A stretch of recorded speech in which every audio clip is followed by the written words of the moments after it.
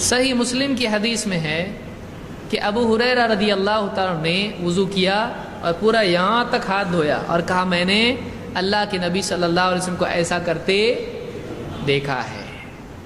لہٰذا معلوم ہوا کہ آپ صلی اللہ علیہ وسلم نے کوہنی کو شامل کر کے وضو کر کے بتایا کہ اس طرح سے وضو ہوتا ہے۔ تو صحیح قول اس میں یہی ہے کہ کوہنی دھونے میں کیا ہوگی؟ شامل یا داخل ہوگی۔ تو یہاں پر الی المرافق مرافق تک یعنی کوہنی تک سے مراد کوہنی شامل کر کے ہے، کوہنی اس میں داخل ہے۔ اللہ کے نبی صلی اللہ علیہ وسلم مسجد حرام سے کہاں تک گئے؟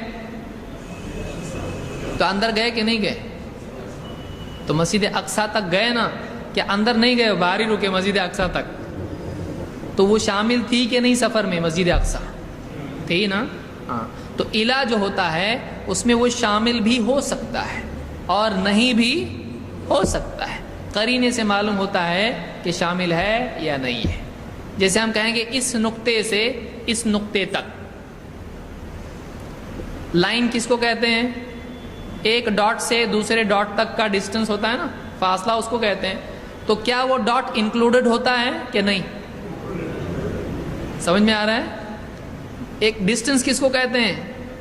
ایک نقطے سے دوسرے نقطے تک کا کیا ہوتا ہے؟ وہ فاصلہ، لائن اس کو بولتے ہیں، یا جو بھی بولتے ہیں اس کو سیگمنٹ بولتے ہیں۔ تو اس میں وہ پوائنٹ انکلوڈڈ ہوتا ہے کہ نہیں؟ یہاں سے یہاں تک، تو وہ بعض اوقات انکلوڈڈ ہوتا ہے، شامل ہوتا ہے، بعض اوقات نہیں بھی ہوتا ہے۔ سمجھ میں آیا؟ تو ایسی کئی مثالیں اور بھی دی جا سکتی ہیں۔ تو کبھی شامل ہوتا ہے کبھی نہیں ہوتا ہے، تو حدیث سے معلوم ہوتا ہے کہ وہ شامل ہے۔ کون سی کتاب میں؟ وہ صحیح مسلم میں ہے۔ اور اللہ نے فرمایا وَامْسَحُوا بِرُؤُوسِكُمْ، تو معلوم ہے کہ سروں کو دھونا ہے، سروں کا کیا کرنا ہے؟ یعنی ہاتھ بھگو کر سر پر سے پھیرنا ہے، اس کو مسح کہتے ہیں۔ اور وَأَرْجُلَكُمْ إِلَى الْكَعْبَيْنِ، اور کعبین تک یعنی کعبین کے ساتھ۔ روایت میں ابو ہریرہ نے اوپر تک دھویا اس کو، اور کہا کہ یعنی کاف تک جس کو کہیں گے آپ، پنڈلی تک دھویا، اور کہا کہ میں نے دیکھا اللہ کے نبی صلی اللہ علیہ وسلم نے ایسا وضو کیا۔ تو اس سے معلوم ہوا کہ کعبین کیا اس کے اندر ٹخنے شامل ہیں یا نہیں؟